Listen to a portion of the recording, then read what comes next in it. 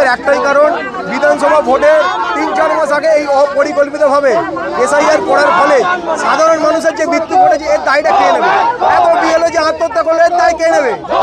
আমার এক ভাইয়ের নাম এসআইআরে উঠেছে, অথচ তার মায়ের নাম ওঠে, তাহলে তার মায়ের নাম যদি না ওঠে তাহলে সেই ভাইটা কি আকাশ থেকে বললো? আপনারাই বলুন, এটা তো পুরোটাই অপরিকল্পিত। অপরিকল্পিতভাবে এসআইআর করার ফলে মানুষের যে ক্ষতি হলো, প্রথমে বললো অ্যাডমিট কার্ড গ্রহণযোগ্য, তারপরে বলছে অ্যাডমিট কার্ড গ্রহণযোগ্য নয়। এটা কি ছেলে খেলা হচ্ছে? প্রত্যেকে কাজ কামাই করে লাইনে দাঁড়িয়েছে, ওরা যেভাবে বুঝে সেভাবে করছে,